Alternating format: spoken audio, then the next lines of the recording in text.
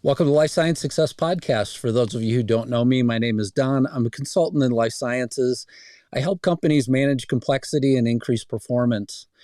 Before we hop into today's interview with Zach White, I just wanted to quickly mention that the organizational maturity assessment for life sciences companies is on my website.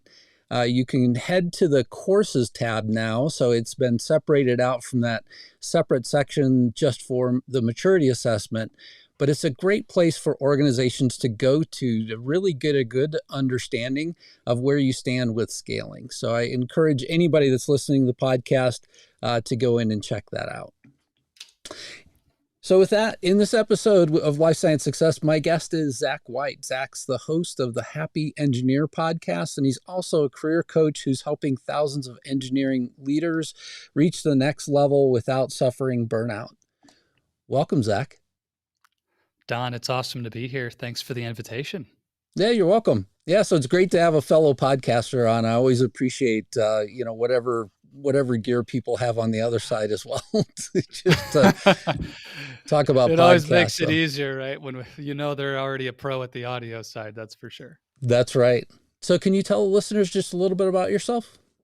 Absolutely. So you already mentioned I'm doing coaching and training for engineering leaders, but Don, the way I think about this is helping those people in technical career paths, engineering, technology, computer science, IT.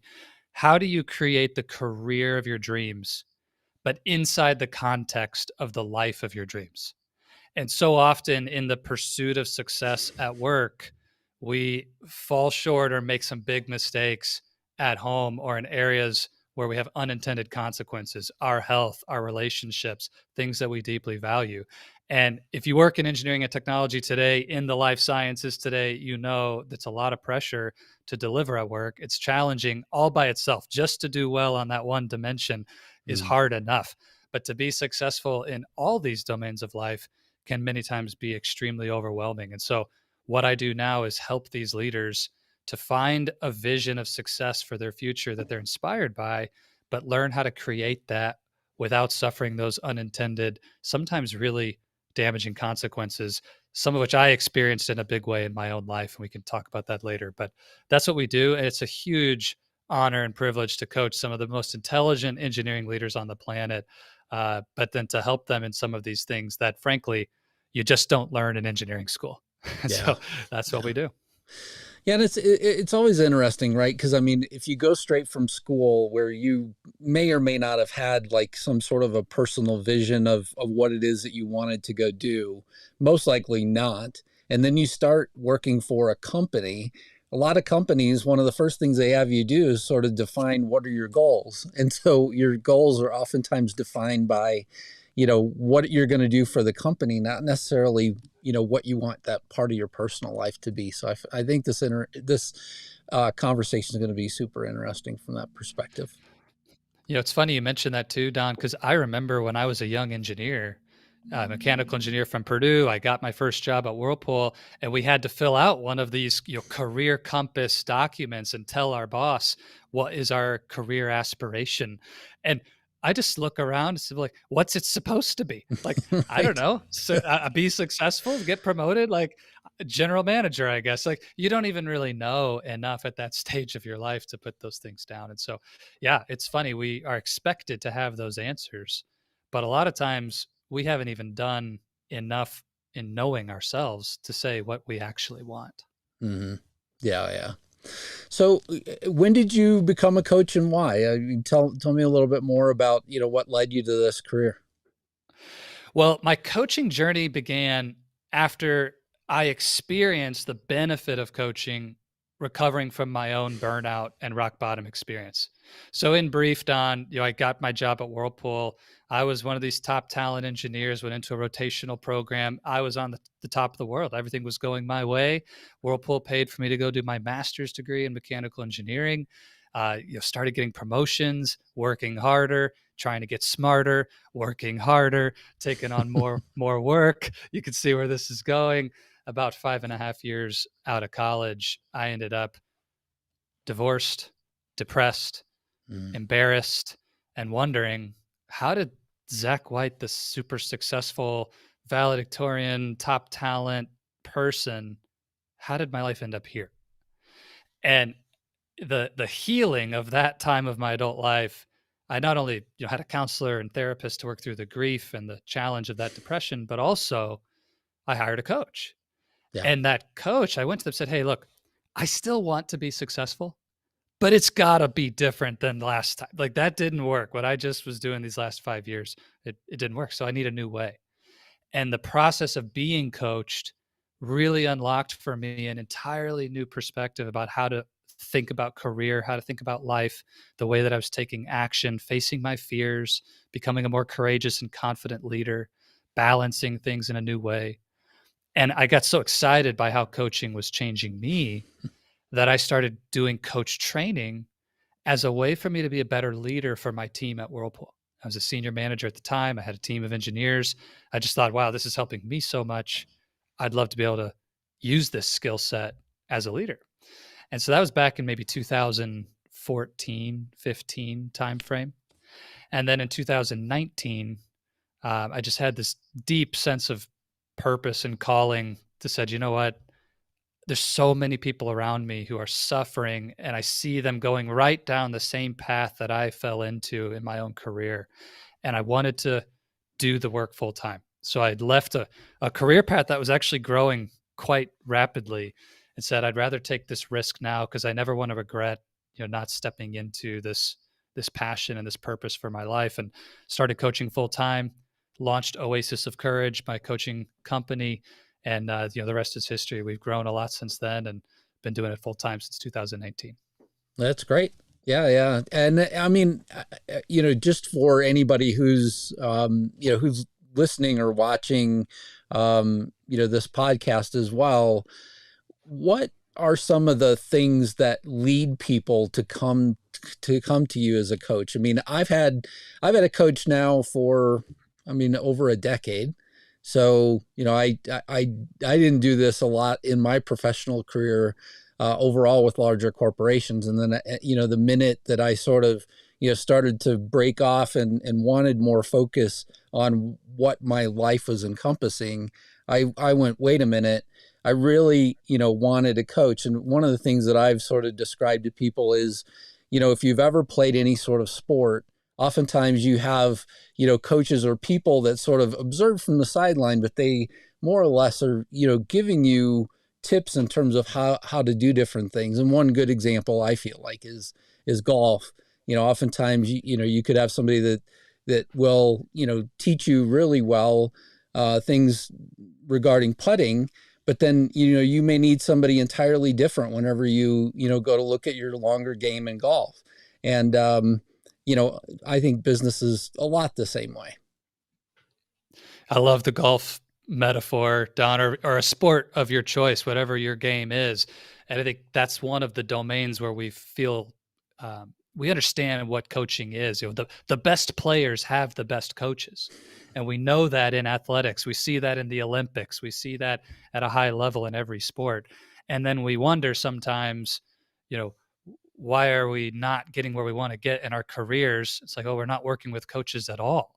Mm-hmm. And so to answer your question, what triggers people to reach out for coaching? There's really two different groups who contact us most frequently. The first group is the ones who absolutely understand what you just said.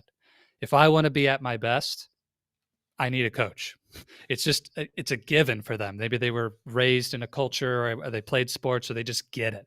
Maybe they had a mentor at work or someone who came alongside and said, hey, if you really want to create a catalyst for growth, coaching is a way to do that. And they just believe and understand the power of coaching to help them grow and transform in their life. The other group, unfortunately, Don, are the people who, I call it, they're in a place of desperation.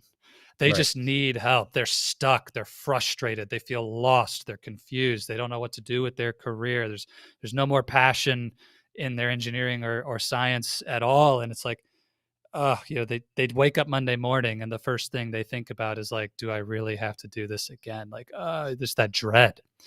And so for them, they're acting from that place of desperation. I need a solution. Maybe this coach could help me get my life back on track. Mm-hmm. So one group is at a place of inspiration. They know they can go somewhere and they want to grow. The other group is acting from a place of desperation. It's not that there's any judgment on either side, but those are the two places most people tend to reach out from. And I think the other bifurcation for some of the clients that I have as well are the ones who are they've been internally guided several times to try and find a solution for that particular individual. And now there's an HR representative or somebody else reaching out to me saying, hey, this person needs to be able to observe this behavior, and are going to need somebody to continually talk about this at an executive level that's not internal to the organization. So at least in my coaching practice, that's kind of the third category. I completely agree with you though. And one of the things I've described to my coach is that I believe that there are seasons. I believe that there are seasons for coaches in your life, and that similar to a lot of things in our lives, we can fall into the same sort of trap of, I become really comfortable with you, you're my coach, you've been a coach for, a while for me. And now all of a sudden, even though I'm kind of going through the motions, I'm not really sort of advancing either. And so at least for my business coach, we have this sort of understanding that he won't be my business coach 2 years from now.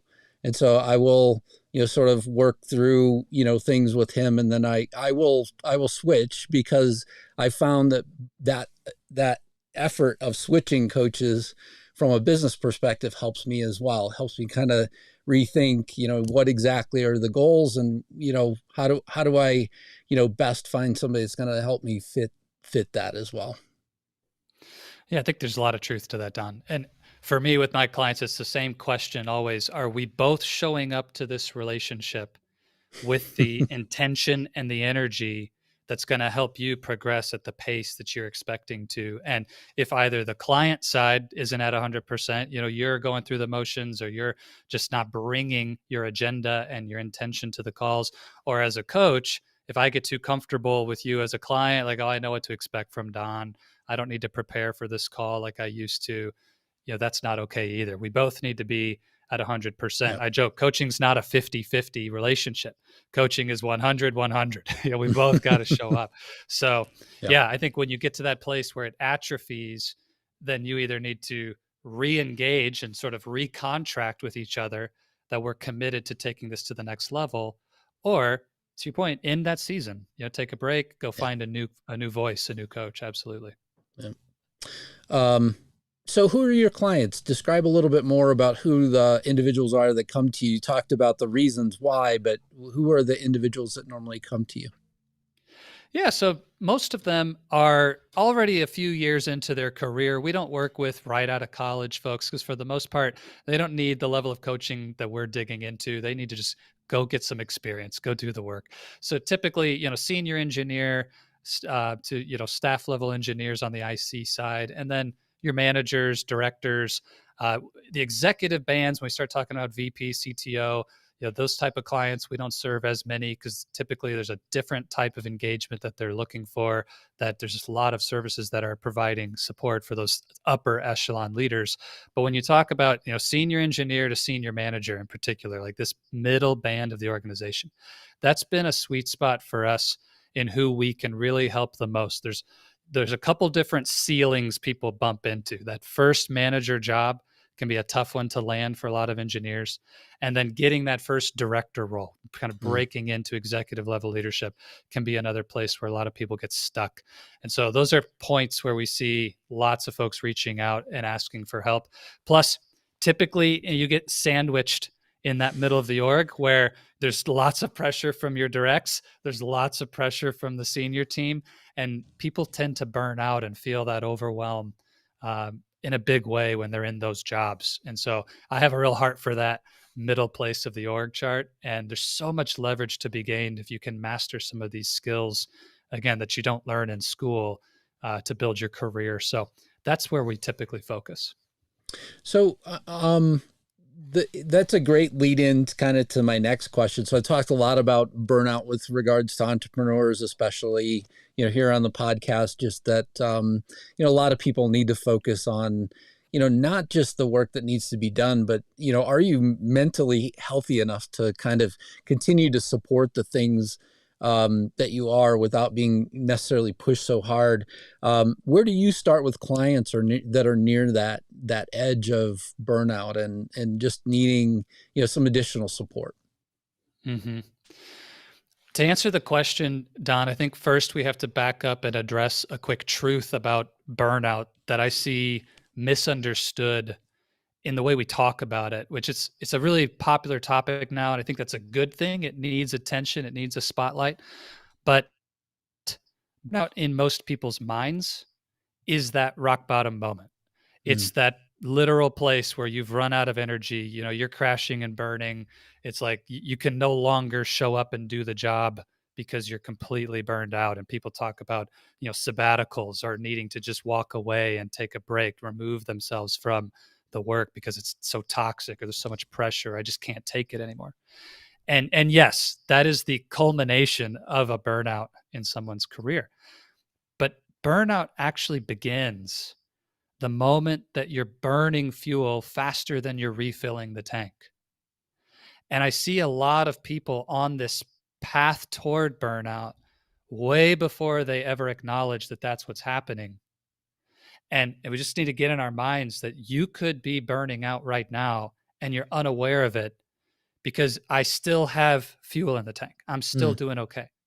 But if you're burning faster than you're refueling, in my mind, you're already burning out. And so we need to pay really close attention to the trajectory, not just the magnitude, if you will. All right. So starting from that premise, the most important thing that I work with clients on when it comes to burnout as the starting point is to address the fact that burnout is not caused by what you're doing. All right. It's everybody wants to look at the long hours, the bad boss, the overwhelming to-do list that I can't manage priorities. Everything's a number one priority. How do I solve this problem? And we look at what we're doing in our day to try to solve burnout. But burnout's not primarily caused by what you're doing. It's caused by what you're not doing. Burnout is caused by the things that you've let fall off your schedule. You're not sleeping as much or as mm. well as you used to. You're not eating the healthy foods because you're traveling so much for work that you're eating out and eating garbage all the time. You're not exercising anymore because you don't have time for that. You gave up your exercise routine. You're not spending time with people who you love that fuel your soul because, well, I got to work tonight. I don't have time for that. So we're looking at the things we're doing, we're blaming that for burnout. But the fact is, none of those things individually are what cause it. It's the fact that what keeps you balanced and healthy and whole, you've cut all those things out of your life. And so there's nothing to fill you back up. And you can work 60 hours a week and not burn out if you're really intentional about how you're using all your other hours.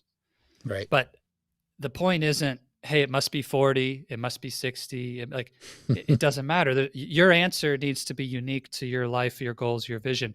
But if you want to stay healthy and progress in your life in a balanced way, we need to pay attention to what you've stopped doing that keeps you in that homeostasis, in that healthy place. Yeah. Yeah. So true. So true. Um, yeah. And I mean, one of the first things to go for a lot of people um, in shifting to work from home was this idea of, just, hey, look, I don't need to stop to eat. I don't need to stop to exercise. I don't need to, Right. those things do need to happen. um, and yeah, for sure. We saw, a big mental health decline during COVID. And one of the reasons why was people not maintaining, their Yes. equilibrium with regards to that as well. So yeah, for sure. Yeah. And the separation of environment from work and home was something that a lot of people took for granted. Mm. And once that got blurred and that same space was a working space and a home space, that was a consequence a lot of people didn't realize until it took a toll. So that's something we do. All of my work from home clients, I really challenge them to, as much as your living space allows you to, create a sacred area that is for work and only for work.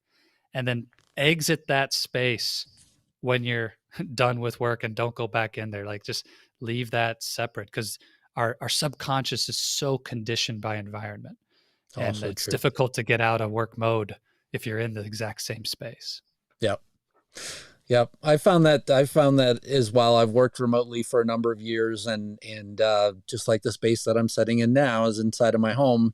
It's separate, and I don't normally come here unless there's a reason. So yeah, so Yeah. true. So what are some of the biggest challenges that your clients are facing? Well, the one in the headlines right now, Don, as we're recording this, it's early May 2023. I know we're live now. Some people may catch the recording later, but layoffs, layoffs in Mm, tech are a big headline. yeah. I've got clients who were recently in dream jobs at places like Amazon, and then last week got laid off. Mm, And those are really tough blows for people in engineering and science and technology right now. So that's a big one. And then, frankly, we of course our heart goes out to people who are dealing with finding work again and the fear that comes with that. But Don, also don't forget about the people who are left behind, left carrying the bag of trying to do the work of, a former team of 10 is now a team of 7, but you got to still do all the work. Nobody's taking project load off of you just because we laid people off. And those are tough places to be because you're already afraid you don't want to get laid off next. So you don't want to let your boss down. But at the same time, there's these unreasonable demands being put on you, and it's creeping into nights and weekends and impacting your family. And so, that balance, especially for people who are hungry for promotion and growth in an environment where they're being told there's budget cuts and hiring freezes and no promotions, that can be really demotivating and really challenging for somebody in these spaces. So that's a big one. Um, Another one right now is the the environment of technology. I mean, everything that we're experiencing is moving so fast that in the old days, you'd spend time mastering your field, then you'd move into leadership roles and you'd move up the org chart, and you could essentially stop being as close to the pulse of the technology because you were just leading the strategy and the vision, and your team could drive the technology underneath you. And you'd have a senior exec who really didn't understand at all what was going on in the nitty gritty, and they didn't have to.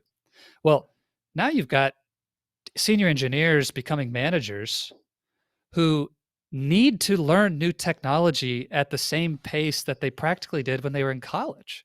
right. It's like, how do I balance this continual learning of AI and these technologies that really takes a huge amount of energy just to keep up with the pace of knowledge gain, to be able to make good decisions as a leader? But at the same time, I need to focus on leadership development because I'm an engineer, I'm an introvert, I don't have this acumen.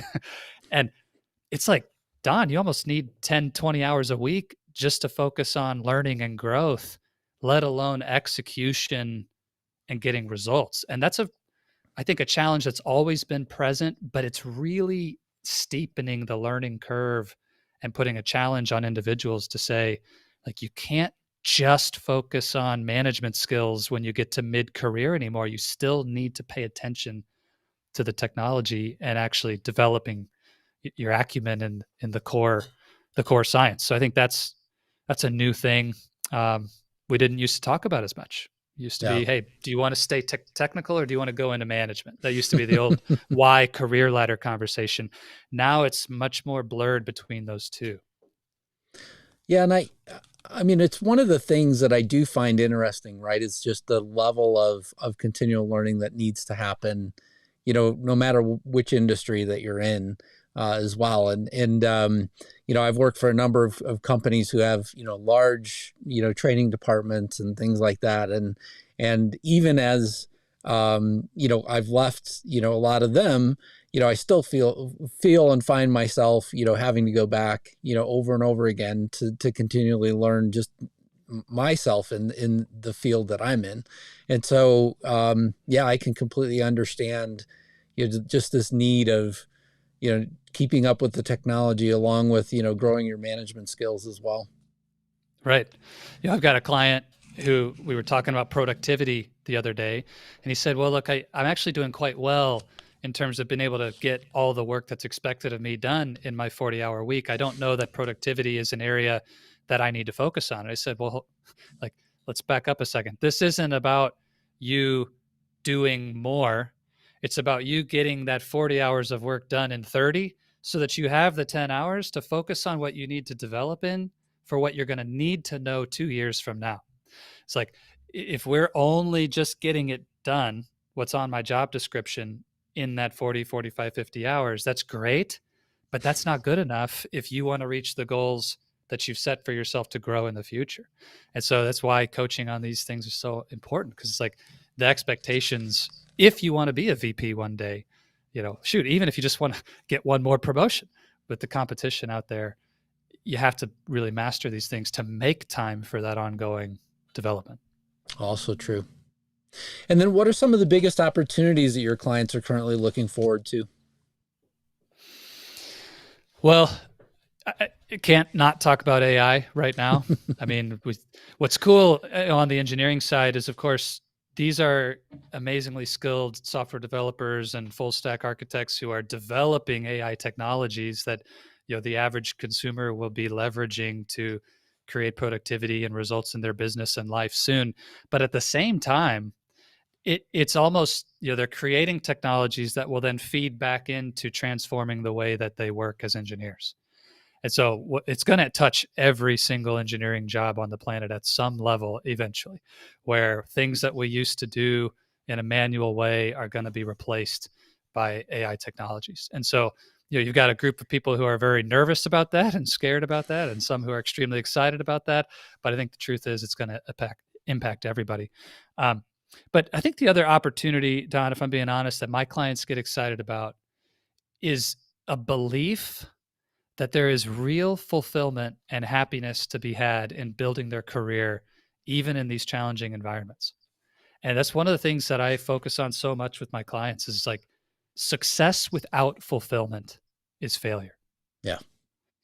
And so the opportunity is to create something for your life that you can wake up and love, that you can get passionate and excited about going to work every day. And while that may sound cliche, in a way, like, that is the greatest opportunity. If you can make great money, have a great career, have a great family, and just enjoy this journey of life every step of the way, like, that is the prize that we want to help people win at Oasis of Courage. So, again, it may sound like, oh, that's kind of trite, but in a way it's like, that's the thing. That's what people really want. So I want to go back to both of those items just for a minute. And I've touched on a lot of the same points with you, but I wanted to just hit these, one more time. So in terms of opportunities, I would think for, let's say, software engineers, when I look at these no code tools, it looks to me like there's a real opportunity to take away some of the really low level mundane things that people were doing and creating just this tremendous opportunity on the top side. Right. So that's where I would hope that people would really focus in terms of the opportunities. And then, the other thing that I would come back to in terms of like the slowdown right now, people being laid off, in addition to the opportunities ahead, a lot of times one of the things that I've said to people is there are very few people, if you really look across, let's say your LinkedIn, all of your LinkedIn connections, that when these times happen, that something worse comes as a result of, their transition. So, people normally in these moments will look, ahead at the next thing. And then if you're the person that's left in the company, let's say, one of the 7 people left in the company, right. I constantly say that there's a bit of this, like almost like applying the brakes, in a company, right? So they're applying the brakes now, but whenever they go to accelerate, hopefully you'd be in a good position, especially if you're being coached and, you're positioning yourself that when the company starts to accelerate again, it's a great opportunity for you to take the next step in your career as well, inside of the company that you're in or even outside. So, just a great opportunity when these, yes, it's a downturn time, right now, but the the acceleration will come. I mean, it has over and over Yeah. again, and we all know that's going to happen. It's just a matter of when. I agree, Don. And I mean, this is why mindset is the foundation of all of our coaching at Oasis of Courage, because you can look at that situation of being left carrying the bag as one of the seven as a huge problem that frustrates you and you don't want to go to work the next day because it's unfair and da-da.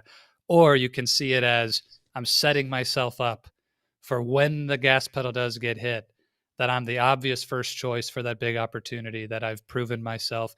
And frankly, it doesn't mean you have to just give in and work every weekend, right? It may mean that you have an opportunity now too to establish some boundaries and to let your leadership know where you will and won't compromise, right? And those can be hard conversations, but that also sets you up Right. for the future in a positive way. So, yeah, I agree.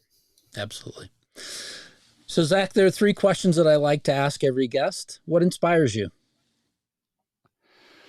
Ooh, there's so many good directions to take that question. What inspires me? The thing that is still true to this day that inspires me in my work more than anything is when I see a client take that courageous step that just yesterday for them was impossible. To them, it Mm-hmm. seemed out of the question, right? And today they have the courage to do it, and then you see that surge of energy. That's like Zach, Zach, Zach. Like I did the thing, I got the result. My boss said this, it worked. I got the promotion, I got the whatever. And to see them light up because what was previously impossible for them is now their reality. Like that moment, like juices me. I could go a whole nother year on the back of just one of those. And my clients are doing this every single week. I just absolutely love it. And then I would be remiss not to mention I'm inspired by my grandfather. He just passed away recently, Oh, and he's been on my heart and mind a lot lately. And I just feel so blessed to have had an amazing man and role model. He was 96, so he had a long, amazing life. But just to watch him serve, he was a pastor in a college town, and just served his whole life without ever asking for anything in return. And my papa is what I call him. He was an amazing man, so I'm inspired by his legacy as well. amazing. What concerns you? Oh, how much time do we have, Don? No, I'll tell you one. It's related to what we've been talking about. And I don't in any way claim to be a PhD economist to speak to this, but one of the things that concerns me is the direction that our financial system and how, you know, quantitative easing, money printing, inflation, the impact of fiat currencies and what's happening, kind of this silent thief that steals our hard-earned money as engineers and scientists through things like inflation. When you really study what's going on there and some of the direction, how debt impacts our nation and the U.S. dollar as a global reserve currency. If you start to study these things, that concerns me. It feels Mm-hmm. like we're on a path that is irreversible around debt, around the U.S. dollar, and I don't know where that road ends, but it doesn't seem like there's a lot of easy endings for the path that we're on, and some of these trends feel irreversible. They just create more inertia in a negative direction. So, I think what you see on that, it's like, okay, back up. Why does this matter? If you go back in time and look at some of the things from like 1920s, 1930s, what was published about how technology would change the future. And there were these predictions about how productivity would be so incredible and we'd have robots doing things. And Don, you and I would have 10-hour work weeks because so many things would have changed in our productivity by now. And yet you look around and that's not the case at all. It's like we're having to work harder than ever to keep up. And part of that is not just human nature's hunger for more, et cetera. Yes, we all want to continue to pursue excellence and growth. I get that. But it's also that our ability to produce more keeps getting outpaced by the Oh, fact that sure. we need to keep up with what's changing with these impacts of monetary systems and policies. So that's one that concerns me deeply. We'll see where it goes. But I don't know, Don, if you share a similar sentiment or have thoughts about that.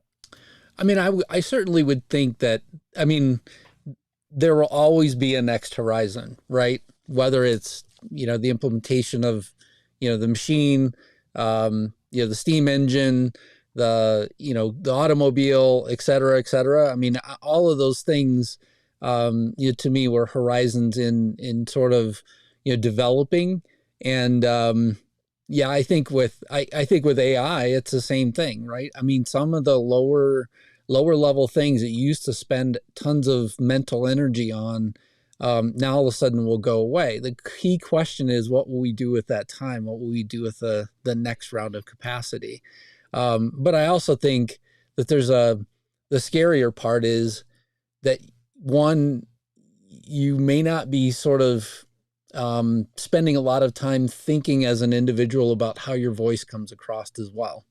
And so, at least in terms of, letting AI write for you and things like that, I think that's, I've likened it to, I mean, I appreciate grammar checkers and spell checkers, because they point Right. out, defects in a document.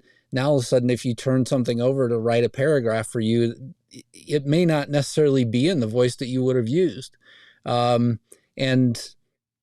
is that good or bad? I don't know. And I also wonder, how much that changes the way that our brains think as well. Yeah. Um, Yeah. you ask people to do a basic math problem today, and the first thing they'll reach for is their smartphone. and, Exactly. and my, Exactly. my first question is, if you were, challenged to go do that, could you go carry it out? And I would imagine most engineers could, but at the same time, it's just not how we operate today. And our brains are given that sort of, they're just given that grace, and they're not forced to have to go solve the problem. So Hmm.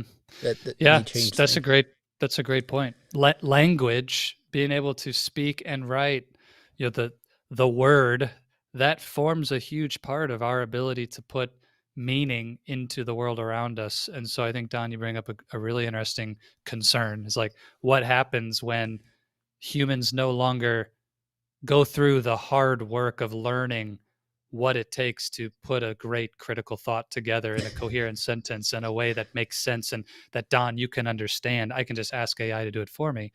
That's going to be very interesting to see how does that impact the way we experience life and make meaning and change the course of human events. We'll see.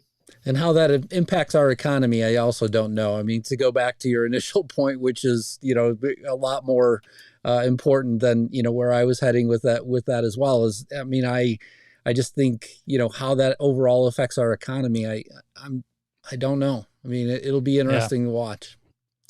Last Yeah. question. Last question is, what excites you? Travel. I love to travel, Don. Yeah, one of the most exciting things to me is to experience the incredible breadth of what the world has to offer. And Mm, so I absolutely suffered during COVID when we couldn't go anywhere. It was so difficult, and travel excites me. New people, new foods, new places. What we mentioned earlier, how environment keeps us locked into certain patterns in our subconscious mind. And part of why I get excited around travel is that it puts you into a place where you have no preset conditioning. Your subconscious can't put you on autopilot because you've never been here before. And so you wake up, all your senses come alive, you're experiencing things like it's, like a child again for the first time. And so that's part of why I love it. I know so many people can relate to this, but traveling to me is one of those ways to grow quickly because it makes you so conscious. You pay attention to more details, you experience life in a new way, and you can be a beginner again. You can yeah. start from that blank slate. And so travel excites me, Don. I remember the first time getting off a plane in Sweden, and I was walking towards the customs agent, and the way that the Swedes greet each other is they say "Hey, hey," and I was like, you have to be happy in a country where the greeting isn't hello, it's "Hey, hey." Hey, hey. So Yeah. Hey, hey. that was their greeting. So good. Um, So I, good. I did want you to mention just really quickly, as we get ready to wrap up here, tell me about the Happy Engineer podcast. Where can people find it? Where can they find you, and things like that? Yeah, thanks, Don. So, the Happy Engineer podcast is a great place if you want to get to know more about our coaching philosophy, meet some incredible leaders and guests who have their zone of genius they share, really with this lens of how do we go about building our career, balancing our life, and being happy along the way. That is the mission of the Happy Engineer podcast. So lots of tips and actionable items on how to get the results we want at work, but also doing some of that deep inner work to say, how do I make sure I love my life along the way? Anywhere that you listen to podcasts, you can find the Happy Engineer. So Apple, Spotify, iHeartRadio, etc. Or you can just jump to thehappyengineerpodcast.com. All the episodes are there. Bonus content is there, as well as ways to connect directly with me if you want to get on a call, see what our coaching's all about, and learn more about Oasis of Courage. Thehappyengineerpodcast.com is the place to go.